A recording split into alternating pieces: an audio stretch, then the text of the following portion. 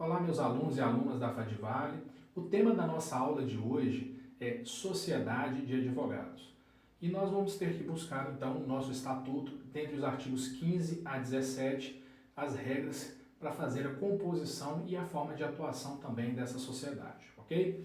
Então, vamos lá. Como é que surge uma sociedade de advogados? O primeiro passo é a existência de uma reunião de advogados.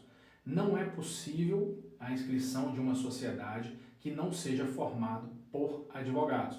Um estagiário pode ser sócio de uma sociedade de advogados? Não. Somente advogados devidamente inscritos. Não há nenhum outro profissional de qualquer outra área pode integrar uma sociedade de advogados também.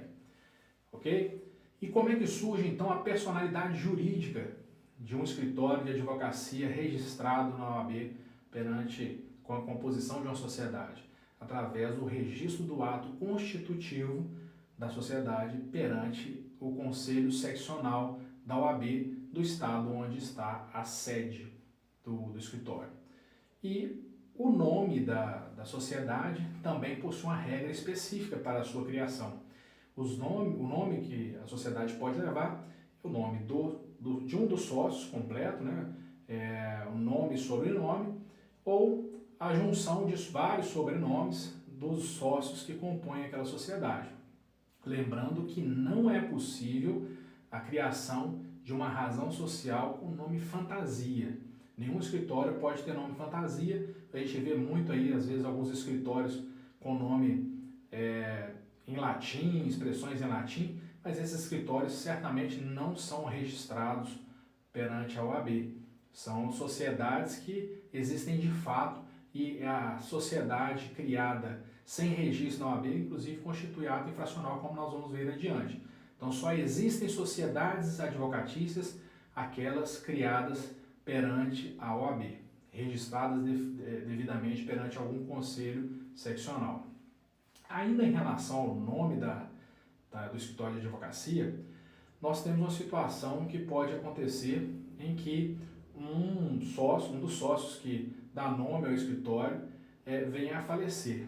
O nome dele pode permanecer nas placas, na identificação visual do escritório, enfim, nas peças, aí depende do ato constitutivo. Se houver uma regra, aliás, se houver uma cláusula específica trazendo essa autorização de que mesmo depois de morto o nome poderá integrar a sociedade, o nome da sociedade pode manter inalterado. Porém, se não houver essa disposição no ato constitutivo, o nome do sócio falecido deve ser retirado. Pois bem, nós temos um outro ponto que já foi enfrentado também por consultas na OAB, se marido e mulher podem ser sócios em uma sociedade advocatícia. A resposta é positiva, desde que os dois possuam inscrição como advogados e estejam devidamente e regularmente inscritos na OAB. E ainda em relação ao nome da sociedade, só para finalizar, não é permitido na OAB registro de sociedades com nomes semelhantes ou nomes iguais. Então, o primeiro escritório registrado com o nome que for igual ao outro permanecerá com nomes. O que for registrado posteriormente deverá mudar o nome se tiver, como dito inicialmente, adotado um nome semelhante ou igual. Ok? Pois bem, agora vamos ver como funciona a inscrição ou quando surge uma filial dessa sociedade, como é feito? É possível criar uma filial de uma sociedade de advogados? Sim, é possível. Porém, nós temos umas regrinhas também a serem observadas. Por exemplo, se a filial for criada no mesmo estado, basta a informação ou o apontamento no ato de registro perante a seccional da sede. Porém, se a filial for criada em outro estado, surge a necessidade de a criação de uma inscrição suplementar para que se possa atuar naquele novo estado. Por exemplo, se o escritório tem uma sede em Minas Gerais e cria no Rio de Janeiro, vai ter que ser feita uma inscrição suplementar na OAB do Rio de Janeiro. Ok? Até aí, tudo tranquilo. Agora nós passamos a alguns outros pontos importantes que também fazem parte de anotações no registro da sociedade, como, por exemplo, o licenciamento de um dos advogados, que pode ocorrer, às vezes, por uma assunção de um cargo que gera incompatibilidade com o exercício da advocacia. Se essa assunção de cargo se dá de forma temporária, basta que o advogado sócio se licencie do seu registro, da sua inscrição, né, faça o pedido de licenciamento e faça o apontamento no registro do escritório, né, do ato constitutivo do escritório. E aí, ele depois, cessando aquela atividade, aquele ato, aliás, aquele cargo, né, ele deixa de exercer aquele cargo que era incompatível, ele pode solicitar a reinscrição, né, aliás, a suspensão do seu licenciamento e volta às suas atividades normais com o mesmo número da OAB sem nenhum problema. E aí é feito o apontamento também no registro do escritório. Outra coisa interessante é que o advogado que deixa a sociedade advocatícia, ele sai por qualquer razão, ele vai criar um novo escritório, ele vai criar uma nova sociedade, ele vai continuar na advocacia, porém não mais naquele escritório. Ele tem uma regra específica também muito interessante que deve ser observada. Ele não pode, durante 2 anos, advogar para os clientes da sociedade antiga. Ou seja, a não ser que ele tenha uma autorização expressa da sociedade para ele advogar para os clientes X, Y, Z, que resolveram acompanhá-lo para outra sociedade, se não tiver essa inscrição, aliás, se não tiver essa autorização, ele não pode, durante 2 anos, advogar para os clientes daquela sociedade ao qual ele integrava. Bom, vamos passar agora a um ponto bem interessante, que é da responsabilidade dos advogados que compõem a sociedade. Eventualmente, se uma sociedade trouxer algum tipo de prejuízo aos seus clientes, ela deve responder em relação aos danos, né, danos materiais, danos morais, enfim, vai depender do que constitui de fato o prejuízo. Mas como funciona então, qual é a responsabilidade dos advogados em relação a isso? Numa sociedade de advogados, a responsabilidade é solidária e ilimitada, tá? Então não é como as sociedades que a gente percebe por aí, as sociedades empresariais que são limitadas ao capital social da empresa. Não, na sociedade de advogados nós temos essa característica. E aí vale a pena a gente entender, aí lá no artigo 15 fala pra gente 2 modelos de sociedade que podem ser seguidos pelas sociedades quando são criadas. Elas podem ser sociedades simples, que são sociedades constituídas por vários sócios, né, 2 ou mais sócios, e nós temos ainda a sociedade unipessoal, né, e essa daí é a que mais tem sido debatida, exatamente porque é uma criação moderna, uma criação de uma sociedade de apenas um advogado. E o que justifica essa criação dessa sociedade unipessoal? Vamos entender então por que surgiu a sociedade unipessoal. Lembrando que a sociedade unipessoal não é a mesma coisa de uma EIRELI, aquela empresa individual de responsabilidade limitada, exatamente por essa diferenciação, porque o escritório de advocacia, qualquer sociedade advocatícia, ela tem responsabilidade ilimitada, ok? Por isso ela não pode ser assemelhada ao que a gente entende como EIRELI nas empresas individuais de responsabilidade limitada. A Lei 13.247 de 2016 foi quem criou esse modelo de sociedade unipessoal para os advogados, que deve conter o nome completo do advogado e mais a informação Sociedade Advocatícia Individual, ok? Ou Sociedade de Advogado Individual. Pois bem, o criador, né, o advogado que cria um escritório ou uma sociedade unipessoal, ele não pode ser sócio em outro escritório, ele não pode ter nenhum tipo de sociedade em outro escritório. E a finalidade da criação dessa sociedade unipessoal, ela se deu exclusivamente por uma questão de ordem tributária mesmo. Os escritórios de vários sócios, os escritórios simples, né, com vários sócios, eles têm a possibilidade de optar por carga tributária diferenciada e que facilita sobremaneira a contribuição, né, o pagamento de tributos de uma maneira menos exacerbada, vamos dizer assim. E aí, nesse aspecto, então surgiu a necessidade de criar uma sociedade que pudesse abranger aí os advogados que advogam de forma individualizada, para que pudessem ser igualados aos demais em termos de tributação, e foi assim que surgiu então a sociedade unipessoal. Lembrando que, independentemente se a sociedade é simples ou unipessoal, a responsabilidade será sempre ilimitada. Ok? Vejamos então mais alguns apontamentos importantes acerca da constituição de uma sociedade. O primeiro deles, vocês podem acompanhar aí embaixo, não podem apresentar forma ou característica de sociedade empresária. De fato, o Estatuto da OAB buscou retirar de todas as formas a conotação comercial ou empresária do ramo da advocacia. Eu já vi muitas pessoas dizerem, inclusive, que nem mesmo aquele comercial, esse que eu até coloquei embaixo para vocês no primeiro tópico, no primeiro apontamento, esse desenho diferenciado aí de que é utilizado, muito utilizado nas sociedades comerciais. Muitas pessoas dizem que ele não pode ser utilizado porque traz características comerciais da advocacia.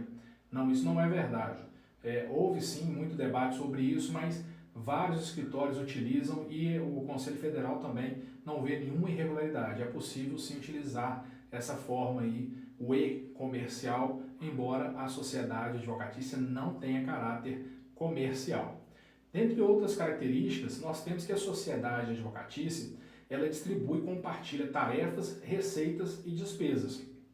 E somente advogados regularmente inscritos podem ser sócios. Né? Não há possibilidade, como eu disse anteriormente, de alguém que seja contador, alguém que seja administrador, um estagiário de direito, não pode ser sócio de uma sociedade advocatícia, somente advogados inscritos.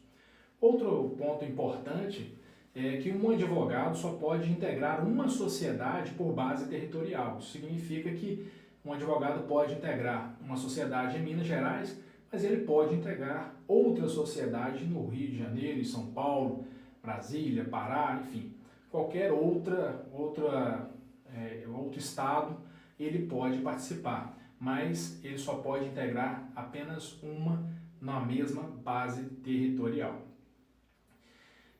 Além disso, nós temos um outro ponto importante, mas ele é regulamentado a cada estado, né? A gente verifica regulamentações diferentes, mas as sociedades que são criadas, além de possuir um número de OAB da sociedade, elas também pagam anuidade. Né? No estado de Minas, nós temos aí o regulamento também, parece que provisoriamente estão suspensos os pagamentos, mas é necessário, existe sim a necessidade de pagar anuidade para a sociedade, pela sociedade, né?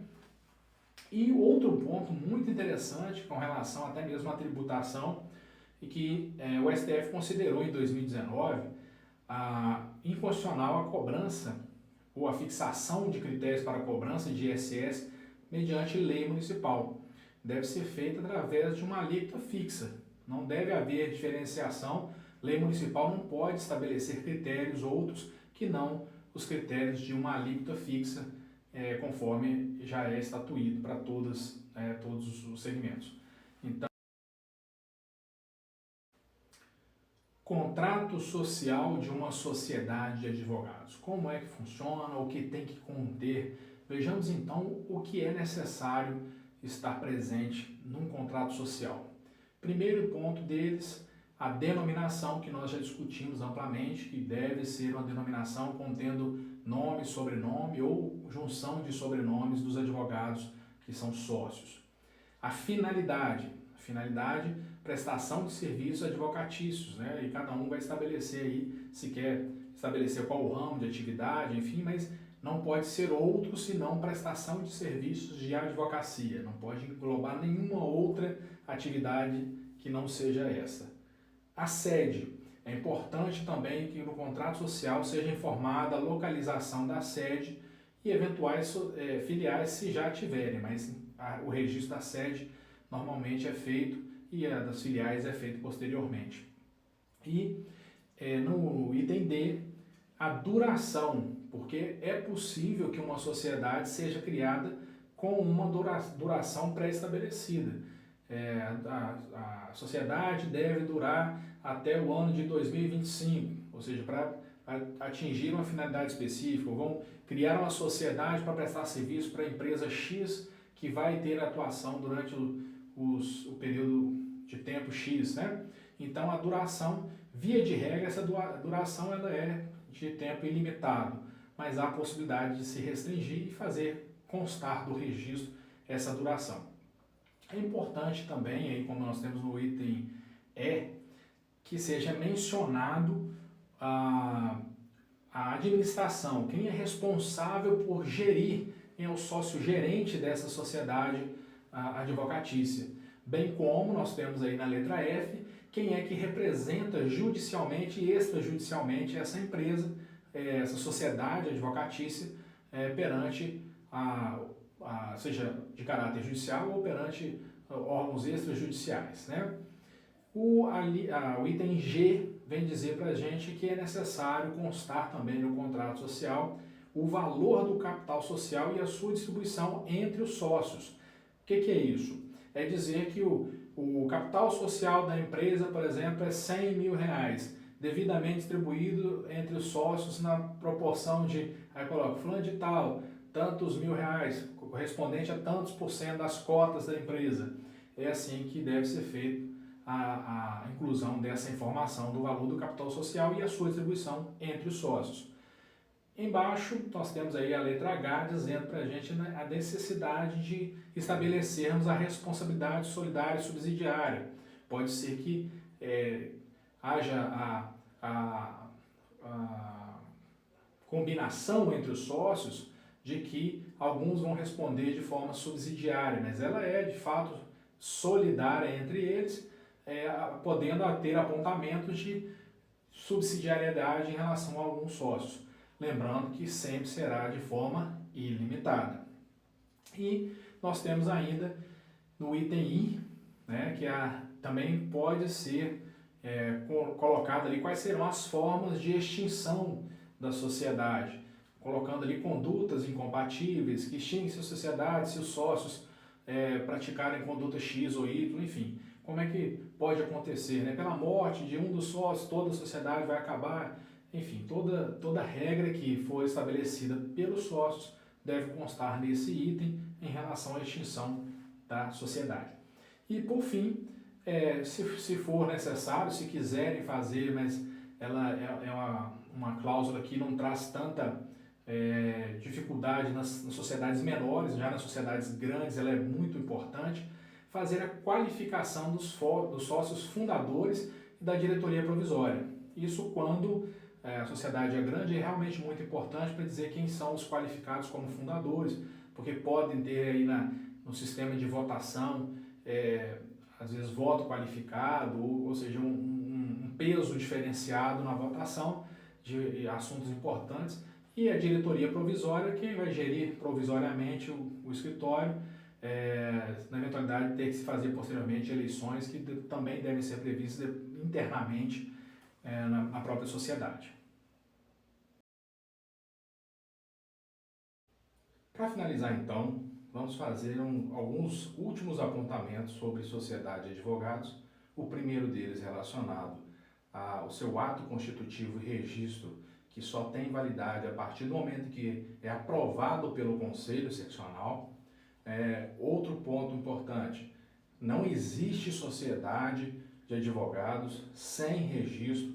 Qualquer escritório de advocacia que faça placas de identificação visual, fulano de tal, sociedade de advogados, que não tenha registro perante o Conselho da OAB, uma seccional de algum estado, ela não tem sociedade, não existe sociedade.